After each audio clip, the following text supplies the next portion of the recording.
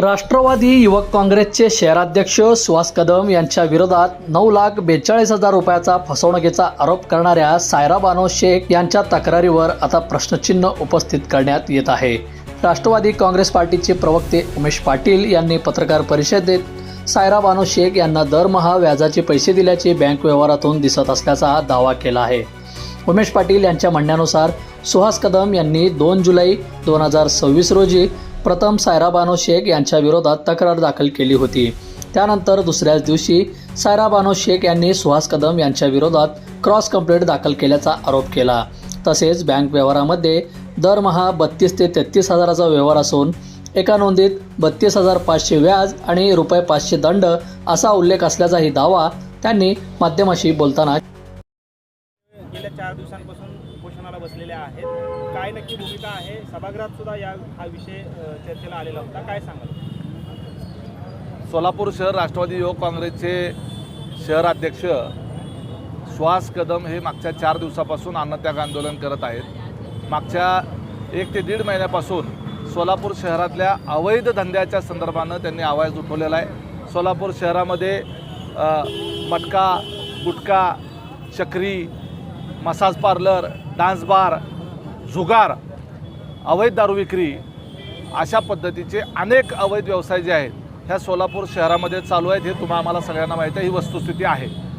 आणि याच्या संदर्भामध्ये काही पोलीस दलातले हवालदार जे कर्मचारी आहेत किंवा अधिकारी म्हणा त्यांना, तर हे त्यांना पाठीशी घालतात आणि या सगळ्या लोकांकडून हप्ते वसुली करून अशा पद्धतीच्या अवैध धंद्यांना संरक्षण देतात। अशा पद्धतीचा आरोप करून त्यांच्यावर कारवाई केली पाहिजे ही मागणी घेऊन सुहास कदम यांनी अन्नत्याग आंदोलन चालू केलेलं आहे। आणि याच्यातून जो जनतेचा प्रतिसाद त्यांना मिळतोय, सोशल मीडियाच्या माध्यमातून जे त्या ठिकाणी प्रतिसाद मिळतो, याच्यातून निश्चितपणे सामान्य माणसाला आणि सोलापूरकरांना वाटतंय की या संदर्भात कुणीतरी आवाज उठवला पाहिजे आणि सातत्याने आवाज दाबण्याचा प्रयत्न केला जातो, अडचणीत आणण्याचा प्रयत्न केला जातं, तर ते व्हायला नाही पाहिजे। संबंधित असलेले त्यांनी जो आरोप केलेला आहे की हे वसूलदार म्हणून ज्यांचं नाव घेतलं जातं ते ASI असलेले बाळासाहेब रामदास गायकवाड हा कर्मचारी तर बडतर्फ झाला होता, सस्पेंड नाही बडतर्फ झाला होता। सेवेतून निष्कासित केलेल्या या बाळासाहेब गायकवाड नावाच्या कर्मचाऱ्याला, पोलीस कर्मचाऱ्याला पुन्हा कसं काय सेवेत घेतलं गेलं हा एक प्रश्न आहे।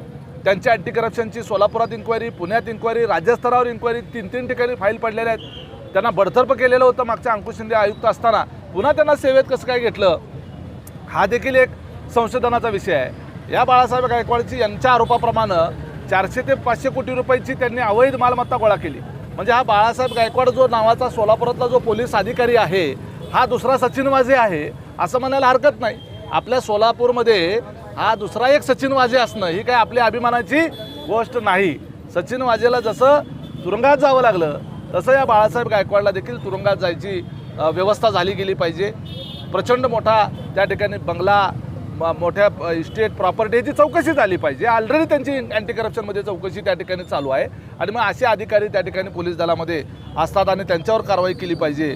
भागवत शिंदे म्हणून एक दुसरे पोलीस आहेत, राजू चव्हाण हे दुसरे पोलीस हवालदार आहेत आणि अशा लोकांकडून या सोलापूर शहरामध्ये हप्ते वसुली केली जाते आणि याच्यामुळं पोलीस दलाचं नाव खराब होतं। राज्याचे मुख्यमंत्री देवेंद्रजी फडणवीस हे गृहमंत्री देखील आहेत आणि ते अतिशय तडफेने आणि पोलीस दलाच्या करता राज्यभरातली कायदा आणि सुव्यवस्थेच्या संदर्भामध्ये काम करतात आणि ते कुठल्याही गोष्टीला चुकीच्या कामाला थारा देत नाहीत।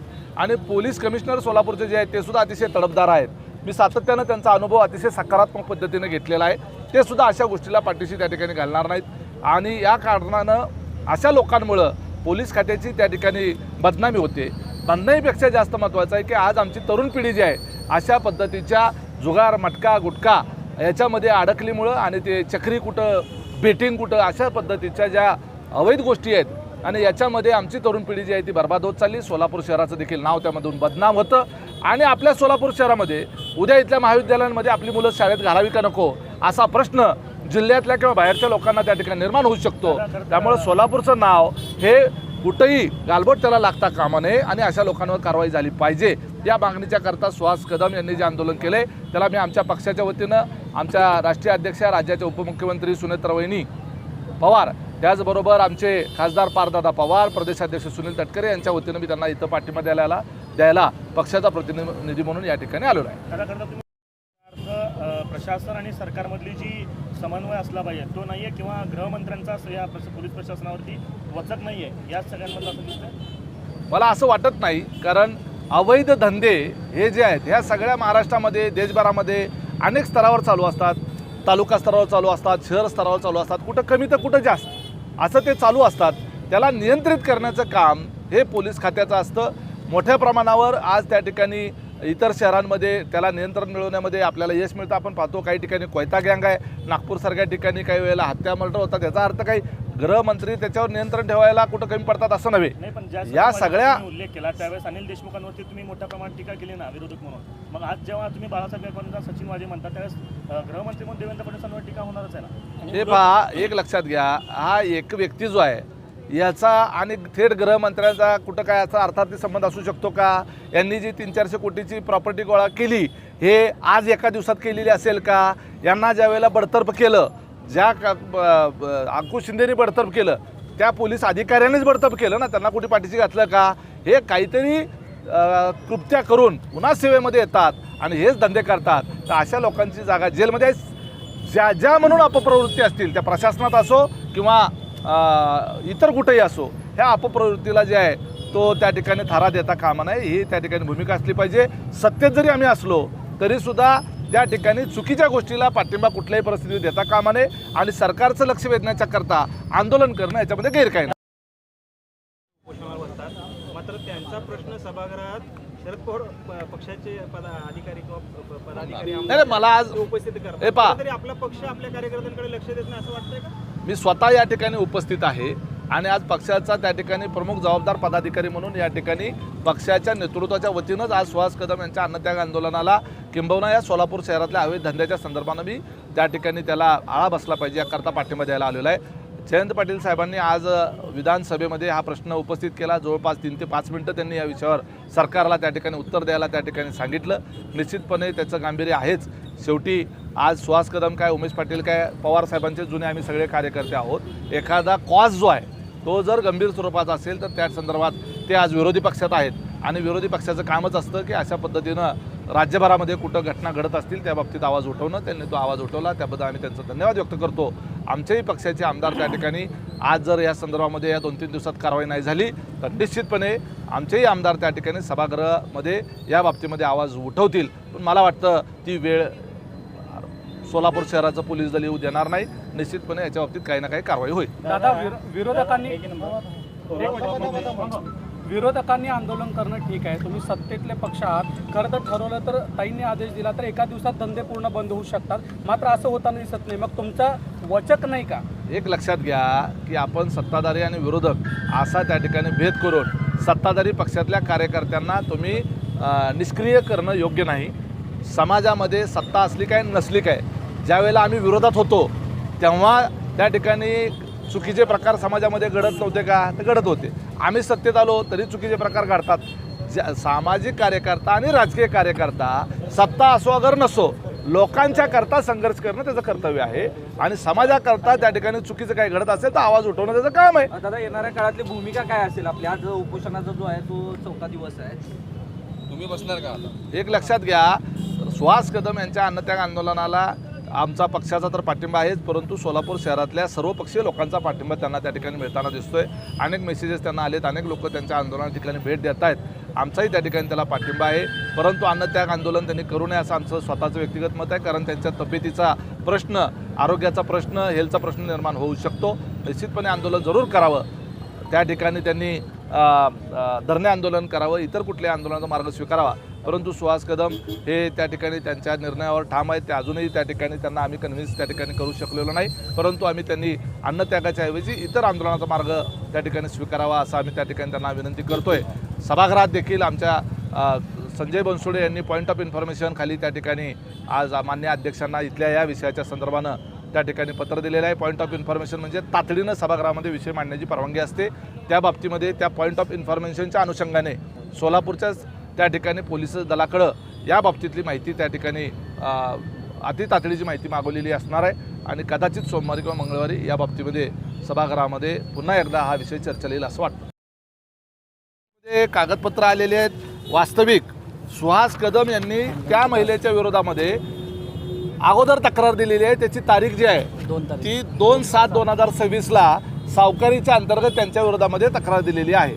त्याची ही कॉपी आहे. आणि मग त्यांनी दुसऱ्या दिवशी सुहास कदम यांच्या विरोधात क्रॉस कंप्लेंट दिलेली आहे. आता त्याच्यामध्ये दिलेल्या कंप्लेंटच्या बाबतीमध्ये त्यांच्या माध्यमातून झालेलं जे ट्रान्झॅक्शन आहे, हे ट्रान्झॅक्शन जे काय दर्शवतं, दर महिन्याला 32,000, 30,000, 33,000 हे दर महिन्याला त्या ठिकाणचं ट्रान्झॅक्शन त्या ठिकाणी दिसतं. आणि याच्यामध्ये एका ट्रान्झॅक्शनमध्ये खाली लिहिलं आहे 32,500 रुपये व्याज आणि 500 रुपये दंड, टोटल असं 33,000 रुपये. म्हणजे कुठंतरी हा व्याजाचा किंवा सावकारीचा प्रकार असा वाटतो. ज्यांनी तक्रार दिली आहे त्यापूर्वी आमच्याच कार्यकर्त्या होत्या, अतिशय चांगल्या पद्धतीनं ते काम करायच्या. आजही आमची त्यांच्याबद्दल काही तक्रार नाही. कुणीतरी त्यांना फितवलं असू शकतं, कुणीतरी त्यांचा गैरसमज केला असू शकतो.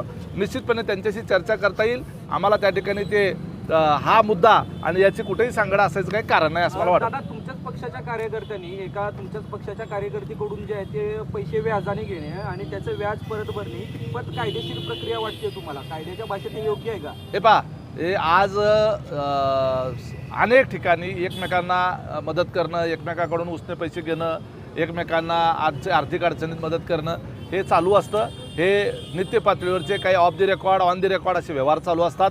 आपण सगळ्याच्या खोलात जात बसलो तर विषय डायव्हर्ट होईल. मुद्दा हा जो आहे तो सोलापूर शहरातल्या अवैध व्यवसायाच्या संदर्भातला आहे. तो कुणी उपस्थित केला याच्याही पेक्षा जास्त महत्त्वाचा आहे तो मुद्दा जो आहे तो गंभीर आहे किंवा नाही हा मुद्दा आहे. सोलापुरातले अवैध धंदे बंद झाले पाहिजेत का नाही आणि बेकायदेशीरित्या चालू असलेल्या ह्या सगळ्या बाबी याच्यातून सोलापूरला आपल्याला मुक्त करायचं का नाही. तुम्ही सुद्धा सोलापूरकर म्हणून आणि मी सोलापूरकर म्हणून हा तुमच्या आमच्यासाठी आणि तुमच्या आमच्या कुटुंबासाठी आणि आमच्या तरुण पिढीसाठी आणि आमच्या भविष्यासाठी हा मुद्दा महत्त्वाचा आहे का नाही हा खरा मुद्दा. दादा, खरं तर आंदोलनामध्ये तुम्ही 3 पोलीस अधिकारी कर्मचाऱ्यांचे नावं घेतलेले आहेत, त्यांच्यावर कारवाई झालीच पाहिजे. मात्र त्यांच्या व्यतिरिक्त काही वसूलदार नाहीत का मग सोलापूरमध्ये? जे कोणी असतील याच्या संदर्भामध्ये जी नावं लिहिली ती साधारणपणे प्रातिनिधिक स्वरूपाची असतात. आता यांच्यावर सुद्धा नावं घेत असताना याच्या संदर्भात इन्क्वायरी करूनच ते सिद्ध करावं लागेल. वसूलदार वसुली करतो म्हणजे काही त्याचं सरकारी पद्धतीने जसं लाईट बिल येतं तसं काही लाईट बिल घेऊन जात नाही रेकॉर्ड ठेवायला. हे सगळं पडद्याआडून चाललेला कारभार असतो. आज आपल्याला त्यातून काय दिसतं, संबंधित वसूलदार जो आहे ह्याची प्रॉपर्टी किती, ह्याचा बंगला केवढा. एखाद्या हवालदार जो आहे, आज राज्यातला पोलीस दलातले हवालदार किंवा पोलीस हे 10x10च्या खोलीमध्ये राहतात आणि त्यांना त्या ठिकाणी आज शासनाकडनं त्यांना घरं मिळत नाहीत म्हणून त्या ठिकाणी त्यांच्यासाठी आंदोलनं होतात. आणि हे मात्र प्रचंड मोठाले बंगले घेऊन राहतात. या हवालदार दर्जाच्या माणसाकडं एवढा मोठा बंगला कसा काय येऊ शकतो, कोट्यवधी रुपयाच्या जमिनी कशा काय यांच्याकडे येऊ शकतात. त्या अर्थातून लक्षात येतं की बेकायदेशीरित्या यांनी माया गोळा केलेली आहे, ज्यांच्यावर ऑलरेडी अँटी करप्शनची इन्क्वायरी चाललेली आहे, ज्यांच्यावर ऑलरेडी त्या ठिकाणी गुन्हे दाखल आहेत, ज्यांना ऑलरेडी यापूर्वी सेवेतनं बडतर्फ केलेला आहे. त्यामुळं निश्चितपणे अशा पद्धतीचे जे हिमनगावरचं जे टोक आहे, म्हणजे सचिन वाझेसारखे महाराष्ट्रामध्ये अनेक आहेत, हा दुसरा बारका सचिन वाझे आहे. आणि असे हिमनगावरचे टोक ज्या वेळेला बाहेर येतात त्यांच्यावर कारवाई होते त्यावेळेला त्यातून समाजामध्ये मेसेज जातो की अशा चुकीच्या प्रवृत्तीला पोलीस दलामध्ये जरी असले तरी त्याला थारा नाही, हा मेसेज जाणं गरजेचं असतं. बंधुप्रेम न्यूज चॅनलला लाईक, सबस्क्राईब व बेल आयकॉन दाबायला विसरू नका. धन्यवाद.